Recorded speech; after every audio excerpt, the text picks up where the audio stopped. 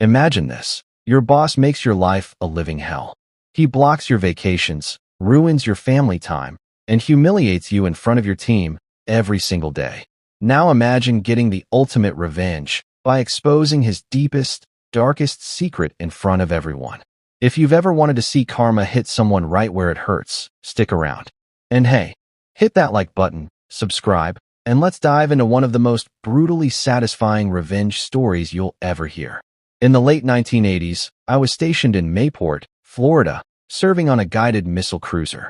Honestly, life was good. I shared a beach house near Jacksonville with 2 other sailors, and our days were a blur of long hours on the ship, followed by cold beers and wild nights. Our chief back then, a tired, older guy on the edge of retirement. Lazy, yes, but he left us alone. He wasn't interested in making life harder than it already was.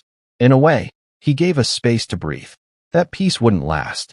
Enter the new chief, freshly promoted, full of ego, and hell-bent on flexing every ounce of his new authority.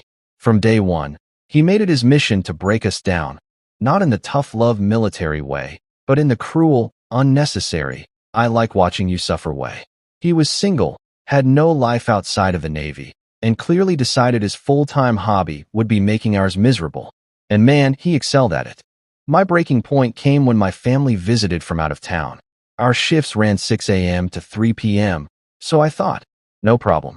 I'll work my normal hours, then spend afternoons with them. First day went fine. They did their touristy thing in the morning, met me for lunch on base, and we planned to hang out that afternoon. But the chief? He caught wind of it.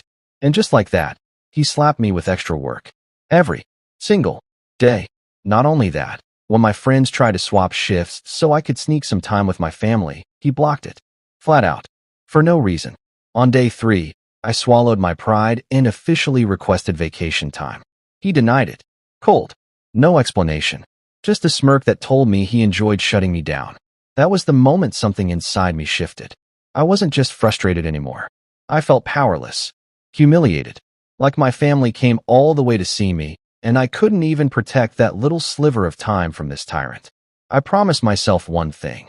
If I ever got the chance to take him down, I wouldn't hesitate. Months rolled by. Then one day, I saw him climbing out of a pickup truck. A young woman leaned over, kissed him, and drove away in his vehicle. For half a second, I softened. Maybe he finally found someone. Maybe he'll lighten up. He was the same bitter, power-drunk dictator as ever. But something about her face nagged at me.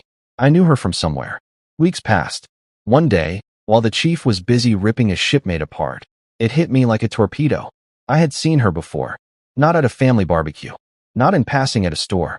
But at a bachelor party years earlier. She wasn't just dancing. She was stripping. And not just stripping, but offering extra services to half a dozen guys, including me. And here's the kicker. Back then, I'd taken Polaroids. Clear, undeniable pictures of her working. And yes, she'd signed her name on them. Her name? Tammy. The second I realized it, my blood boiled. Not just with anger, but with anticipation. I had the nuke. The ultimate weapon. Proof that his sweet new girlfriend, the woman he was parading around, was a stripper who'd slept with half a party of guys. I dug through my old stuff for days until I found them. Sure enough, there she was. Tammy, in living color, caught in every compromising position imaginable. For a week, I carried those photos in my pocket. I didn't want to waste them. I wanted the perfect moment. And then, the opportunity came. We were all sitting in the mess. The chief, of course, was in one of his moods, laying into me over something trivial, dragging me down in front of everyone. My blood was boiling, but I stayed calm.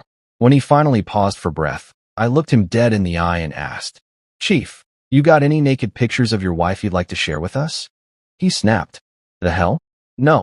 I leaned back, smiled, and said, "Well, I do." Then I drop.